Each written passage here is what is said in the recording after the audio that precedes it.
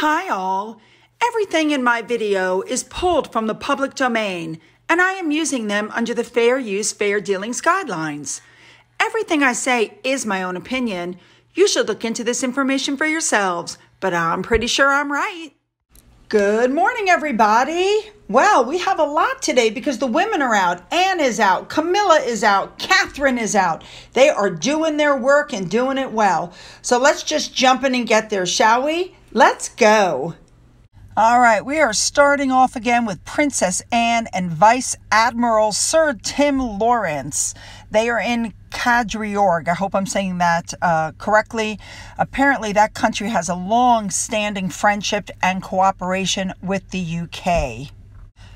Princess Anne and her husband met Alar Karas. I hope I'm saying that correctly again. The president of Estonia and his wife, Mrs. Karas. Let's just leave it at that. And this is their third overseas trip in 2023. They've already been to Cyprus and Greece. And also, really quickly with Anne, I agree with this article. It is time that Tim Lawrence, who has been working beside Anne for over 30 years, really hard, just as hard as she does, he deserves to be recognized by the king and by the royal family for his contributions through the years. I completely agree. All right, moving on. Now, this morning, Princess Catherine, the Princess of Wales, is meeting a new Royal Foundation Center for Early Childhood. This is an advisory group, and they're meeting at Windsor Castle this morning. The group is 8 experts from across academia, science, and early years sector appointed to offer strategic advice to the Princess of Wales. In her typical style, she was cracking jokes as soon as she arrived, had people at ease. That's just her. And I'm pretty sure everybody knows that the early education has been her, pet project for I don't know how long, and how important the first 5 years of a child's life is. This is right up her alley. Congratulations, Catherine. I love seeing her lifelong ambition realized. And I have to say, I love the fact that with everything going on, she's just doing her job and not paying any attention to all the drama. All right, moving on. Now we're moving on to Camilla. She went to the Royal Osteoporosis Society offices this morning. This is a charity very close to her heart. She lost her mother and I believe her grandmother to this disease. She went into the offices. She met everybody. The offices are located in a place called Bath. She met staff. She met volunteers. I just love her. For those of you who are unaware, this is the largest national charity in the UK, which is dedicated to improving bone health and beating osteoporosis. And the Queen Consort has supported this charity since 1994. Now, while she was there, she did what she usually does. She gave a small speech. She cut a cake that they had waiting for her. She took the obligatory photos. Then she unveiled a plaque. The usual stuff. But, I know this charity means a lot to her. Next up, she headed to the Royal Osteoporosis Society reception, which was held in Guildhall, also in Bath. And when she arrived, the well-wishers, people were everywhere. Another little tidbit of information, just in case you're unaware, osteoporosis is actually a condition that causes bones to lose strength and break more easily. And they're estimating that 3.5 million people in the UK have that condition.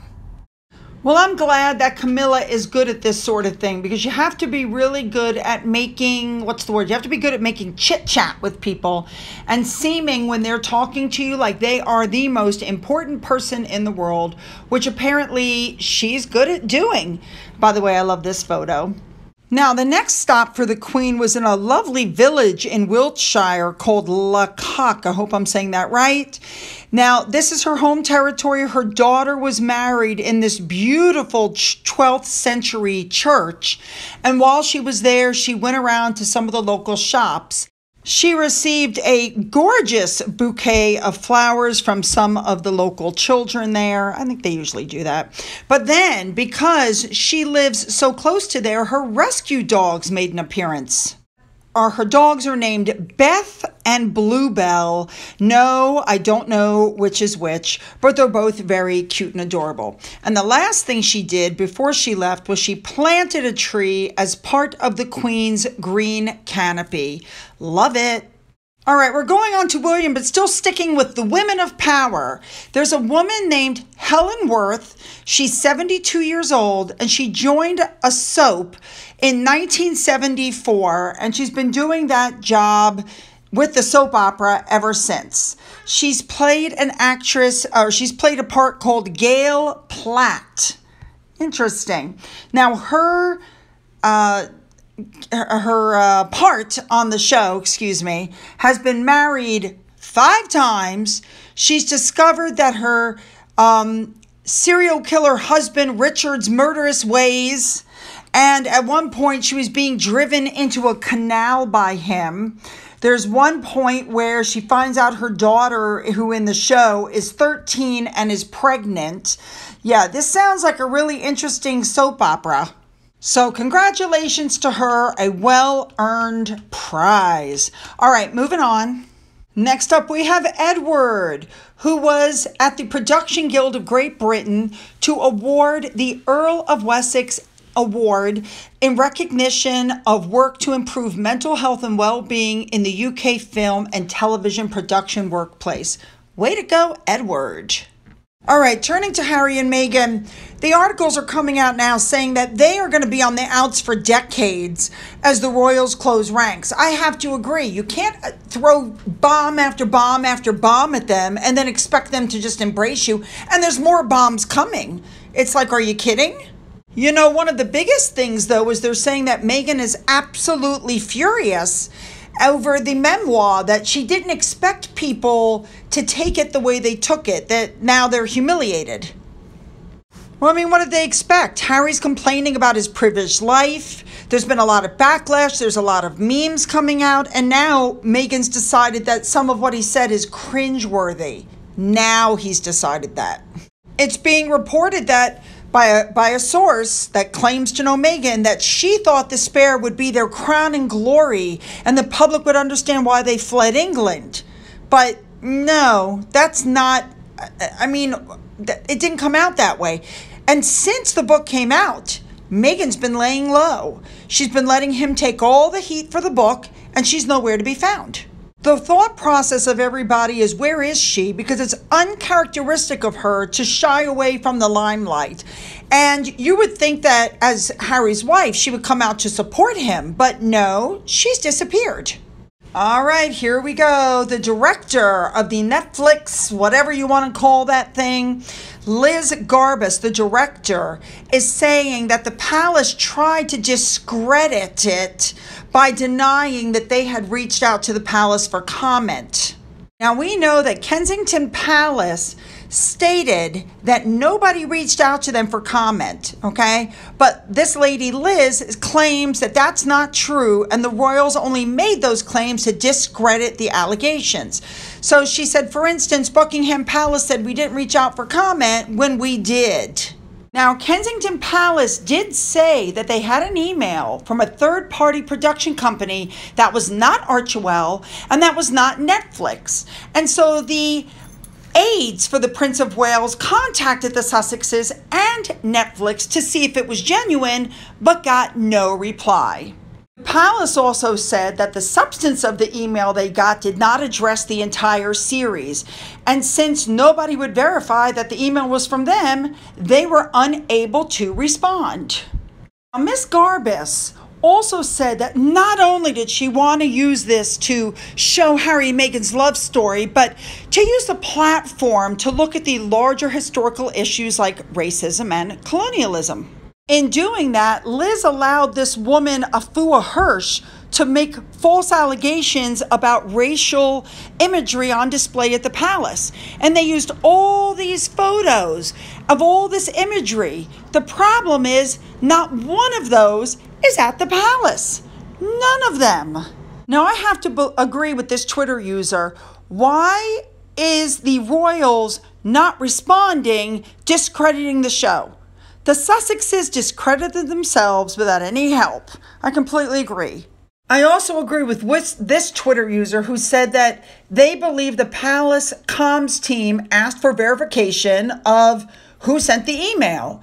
And they were expecting to hear from Netflix or Archewell. But of course, Liz Garbos conveniently forgot to put that in her story. All right, moving into the home stretch, this is one of the last stories. It's saying that bitter Harry was told he must cave to the King and William because they're losing U.S. support. Here's the thing. He's not going to cave, number one. Number two, as much as they say that this is fixable, I do not believe that. You cannot fix this rift while you're talking about another book that's coming out, another Netflix series. Your wife is getting ready to do a book that's probably going to be aimed at Kate. Forget it. It's not fixable, guys.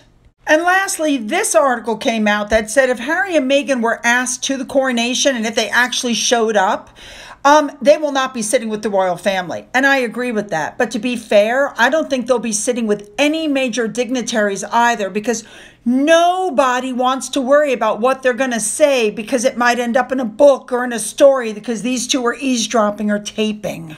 Moving on, we're going to end with Finn. Finn has started talking when there's something he wants. Like he's literally becoming more vocal. It's just amazing to see. And so every now and then I'll grab my phone and I'll tape him. This morning he was very vocal, but I only managed to get a little bit of it. So watch this. What is it? You want something. You only give me that puppy dog look with your big eyes when you want something. What? What is it? Yeah. Really? What is it? Finn? I'm not cooperating, am I? What? What is it, Finn?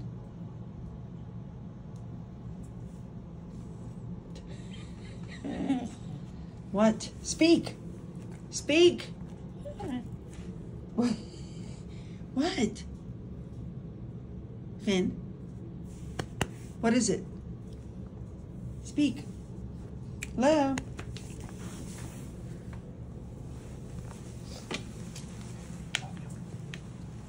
Yeah, he thinks you're going to get him whatever it is he wants. All right, you guys. Once again, lots of information. Don't forget to hit that subscribe button and that bell. If you've already hit the button, double check and make sure you're still subscribed. Don't forget to leave those comments below. I love that.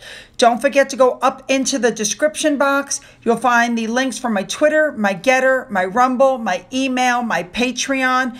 Don't forget, we're still fundraising up until the last day of the month. Any money put into my coffee fund goes towards our fundraiser. And as always, you guys, have a great day.